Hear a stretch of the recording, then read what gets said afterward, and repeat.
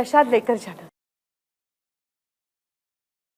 एक मिनट स्वरा, आई साहिब आ रहे हैं तो उनसे ही बात कर। आई साहिब जरा रुकिए तो, लाइन पर मेरी सहेली स्वरा है।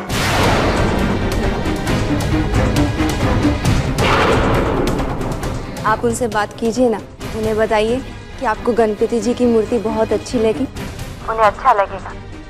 स्वरा एक मिनट, हाँ लीजिए।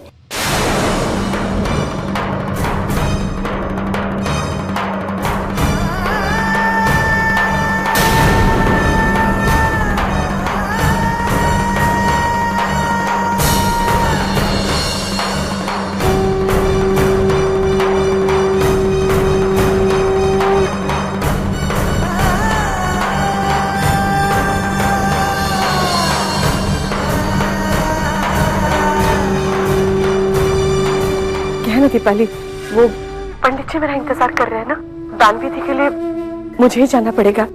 मुझे फूल भी लेकर आने हैं। लो तुम बात करो।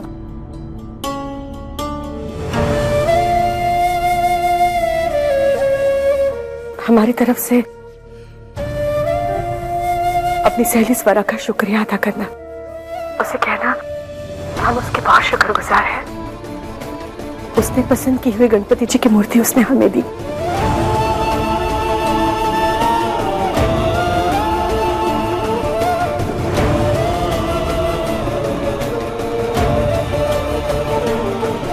माफ कीजिएगा स्वरा जी, वो मेरी सासू माँ थोड़ी व्यस्त है घर के कामों में। क्या है ना कि वो सारा काम अपने हाथों से करना ही पसंद करती है, और वैसे भी आरती की तैयारियां भी हो रही है ना, बस इसीलिए। अरे नहीं, कोई बात नहीं। हाँ, आप उनसे ये जरूर कह दीजिएगा कि शुक्रिया अदा करने वाली कोई बात नहीं है। मैंने तो जो कुछ भी किया बस अपना समझ कर किया। आपका बहुत बहुत धन्यवाद।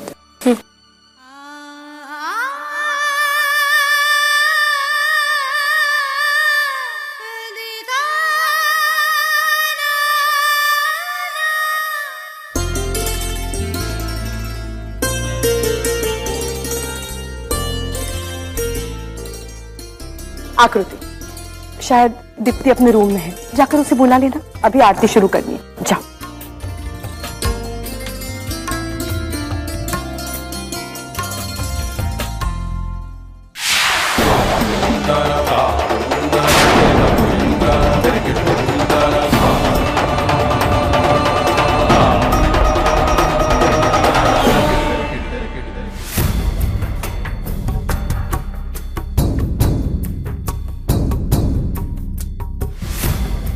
उफ, एट लास्ट ये मैटर सॉल्व हो गया। ओह माय गॉड, बहुत देर हो गई। अब तो वहां आरती शुरू भी हो गई होगी। क्या करूं? हाँ, अक्षर को फोन करती हूँ।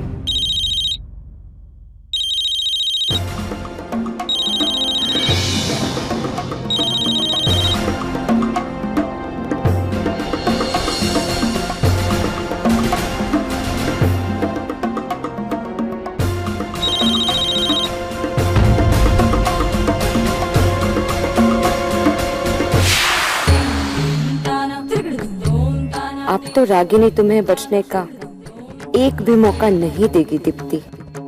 आज तुम हलाल होकर ही रहोगी। आई बता दिया दीप्ति को? दीप्ति मेरी तो कमरे में नहीं है। मुझे लगता है शायद वो घर पर ही नहीं है। घर पर नहीं है? ऐसे कैसे हो सकता है? गणपति जी की पूजा चल रही है, बिना बताए कहाँ चली गई? क्या हुआ ऐसा है? आप परेशान क्यों लग रहे? अरे नंदिनी, क्या हुआ? पूजा करनी है ना, आइए ना। हाँ जी, हम बस दीप्ति का इंतजार कर रहे थे। ये कह रहे वो तो घर पर ही नहीं है।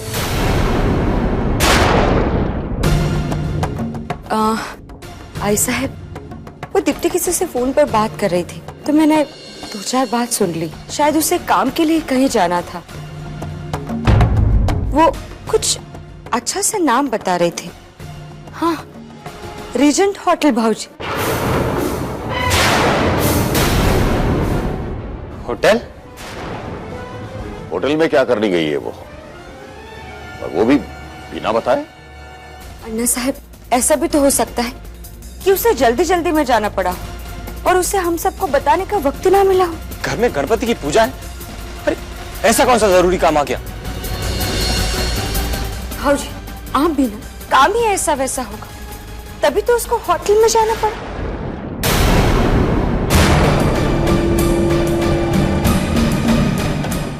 मैं अभी जाकर उसे लेकर आता हूँ। सुनो अक्षर बेटा। भाऊजी बहुत ही ज्यादा गुस्से में थे, ऐसे में दीप्ति के साथ कुछ भी कर बैठेंगे। मुझे तो डर लग रहा है कुछ ऊंच नीच ना हो जाए। अन्ना साहब, क्या मैं भाऊजी के साथ चली जाऊं? हाँ बेटा, तुम जा सकते हो, जाओ। आई साहब, नींद।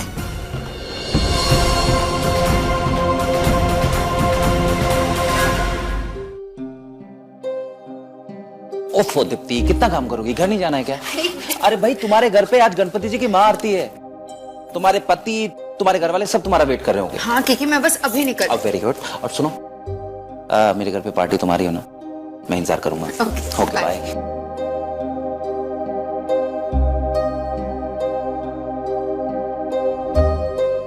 दीप्ति, सॉरी सर, वो मैं घर जा रही थी।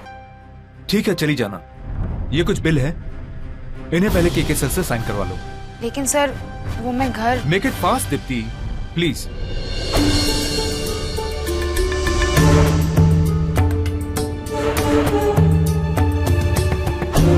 केके, अरे दीप्ति, तुम अब तक गई नहीं? क्या बात, कोई प्रॉब्लम है? मैं अपने ड्राइवर को बोलूं, तुम्हें ड्रॉप कर देगा? नहीं नहीं, वो इन पेपर्स पे तुम्हारे सिग्नेचर्स चाहिए थे। जरूरी है? यही होटल है भाई।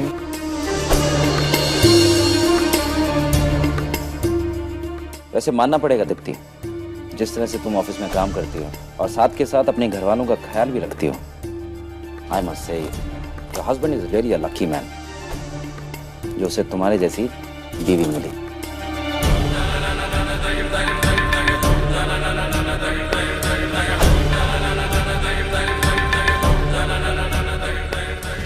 Excuse me? Yeah. Deepti Deshmukh. Dipti, she must be in KK's private suite.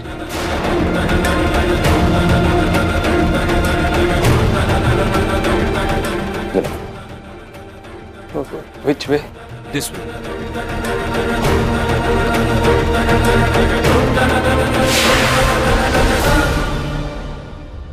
और सुनो, जल्दी से घर जाओ, घर वाले वेट कर रहे होंगे। हाँ। और दीप्ति, हाँ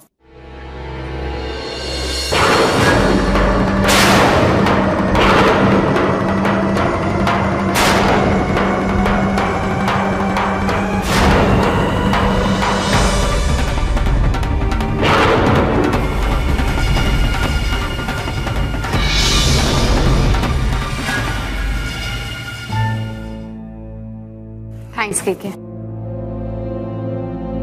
जी, क्या हो गया है आपको?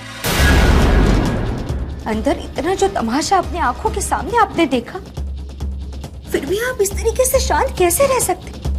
भाऊजी, दीप्ति पत्नी है आपकी। नहीं मैंने, वो अंदर उस आदमी के साथ जो औरत है ना, उसे मैं नहीं पहचानता। भाऊजी, वही वो दीप्ति नहीं थी, वो दीप्ति नहीं थी वही। जिस दीप्ति के साथ मैंने अपनी जिंदगी के इतने साल गुजारे, ये वो दीप्ति नहीं थी। भाऊजी, भाऊजी होश में आओ। क्या हो गया आपको? अगर मैं अभी घर नहीं पहुंचूंगी ना, तो सबको पता चल जाएगा कि मैं यहाँ हूँ। Okay bye.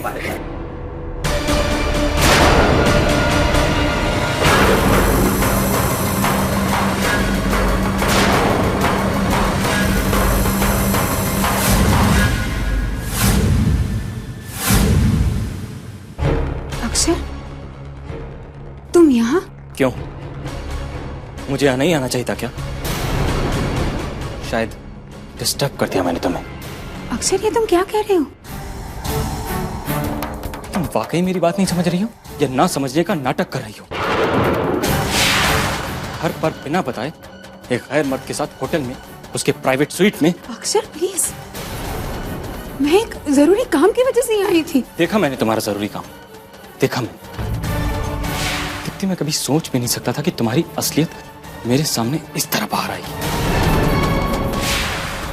इतना बड़ा विश्वासघात मेरे साथ कैसे, क्यों? मैंने तुम्हारे साथ कोई विश्वासघात नहीं किया, तुम मुझे गलत समझ रहे हो। दीप्ति, मैं कहीं सुनी बातें नहीं बोल रहा हूँ, मैं वो बोल रहा हूँ जो मैंने अपनी आंखों से देखा। अक्षर, मैं नहीं जानती कि तुमने क्या देखा, लेकिन आंखों देखी हर बात सच नहीं होती। हाँ दीप्ति, अब तो तुम यही कहोगे, चोरी जो पकड़ी गई है तुम्हारी। अक्षर प्लीज। बस बस, बहुत बोल लिया तुमने और बहुत सुन लिया मैंने, अब और नहीं। पूरी जिंदगी तुम्हारे ऊपर आंख बंद करके विश्वास करने का नतीजा आज देख लिया मैंने। भाऊजी,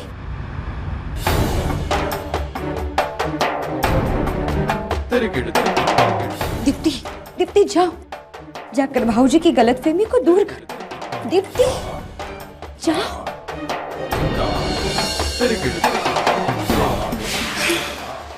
चल रागिनी चल, वरना तुम बहुत कुछ मिस कर दोगी। यहाँ तो सिर्फ फुलझड़ियाँ छूटी है, नीचे तो बम फटने वाले। अक्षर, अक्षर प्लीज मेरी बात तो सुनो। नहीं दीप्ति, अब सुनने लायक कुछ नहीं बचा। जो है जैसा है मेरी आंखों के सामने आ चुका है। अक्षर, मैं मानती हूँ कि मेरी गलती है, घर में पूजा हो रही है और किसी को बिना बताए मैं यहाँ चली आई, लेकिन उसके पीछे एक वजह थी, मेरे पास और कोई चारा ही नहीं था। अक्षर, अक्षर काम की अहमियत क्या होती है? काम की अहमियत? एक बड़े आदमी के साथ उसके पर्सनल स्वीट में इतनी रात गए, तुम्हें ऐसा कौन सा काम आ गया? अक्षर, के मेरा दोस्त, जिसे तुम दिल्ली से जानती और अचानक तुम्हारी जिंदगी में वापस आ गया। तुम्हारा दिन से लेकर रात तक ज्यादा से ज्यादा वक्त उसी के साथ बीतता है और उसके बारे में तुम मुझे बताना जरूरी नहीं समझती। अक्षर, तुम मुझे... मैं नहीं जानता वो तुम्हारा कौन है, लेकिन मुझे वो तुम्हारा बॉस नहीं लगता।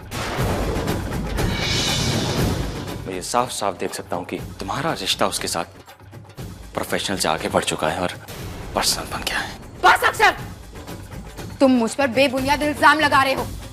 ऐसा तुमने क्या देख लिया जो... तुम्हें उसकी बाहों में देखा है मैंने।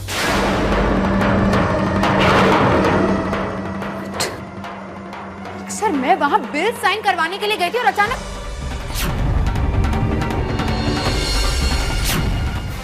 अक्षर, अक्षर तुम मुझे गलत समझ रहे हो, वो तो मेरा पैर फिसल गया था इसलिए। वही तो मैं कह रहा हूँ दीप्ति, तुम्हारा पैर फिसल गया है। अक्षर, तुम पूरी बात तो सुनो। नहीं दीप्ति, अब मुझे कुछ नहीं सुनना है, मुझे तुम्हारी किसी बात पे कोई विश्वास नहीं रहा। अब मुझे तुम्हारी हर बात सिर्फ और सिर्फ झूठी लगती है। तो ठीक है अक्षर, अगर तुम कुछ सुनना नहीं चाहते तो मुझे भी तुमसे कोई बात नहीं करनी। 10 सालों के बाद अगर तुम अपनी बीवी को नहीं पहचान पाए तो ये मेरी गलती नहीं है अक्षर, ये तुम्हारी गलती है। और हाँ, एक और बात, अगर पति पत्नी के बीच में विश्वास टूटता है ना, तो उन्हें अपना रिलेशनशिप भी तोड़ना चाहिए अक्षर।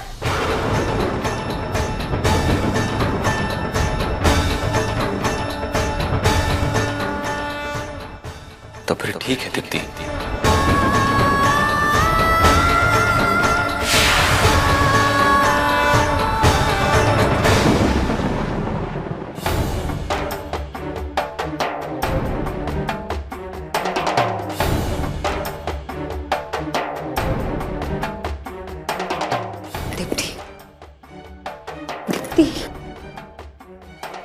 चल घर चल।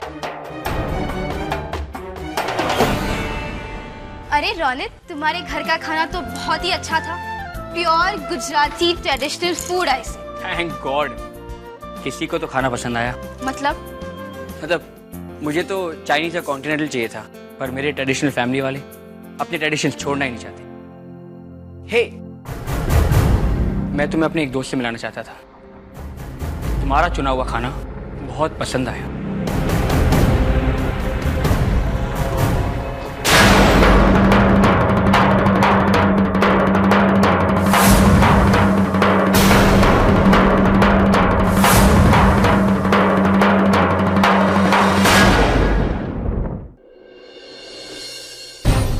अरे, तुम दोनों तो एक दूसरे को ऐसे घूर रहे हो जैसे बहुत पुरानी जान पहचान हो। नहीं रोनित, मैं ऐसे नहीं जानती। वो क्या है ना, कई बार ऐसे होता है कि अनजाने चेहरे भी जाने पहचाने से लगते हैं और फिर मालूम पड़ता है कि ये सब हमारा सिर्फ वहम था। Okay okay okay. आकृति, तुम ना बहुत पहले बुझाती हो और ये सब मेरे समझ नहीं आता। एनीवेज, स्वरा, ये आकृति है और आकृति ये है।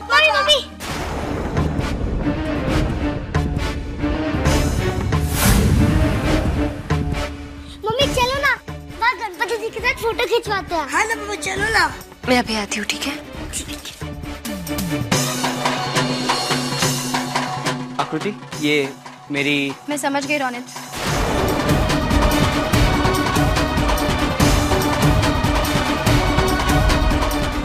हे रोनित, या और तुम दोनों बात करो, आई जस्ट जॉइन यू।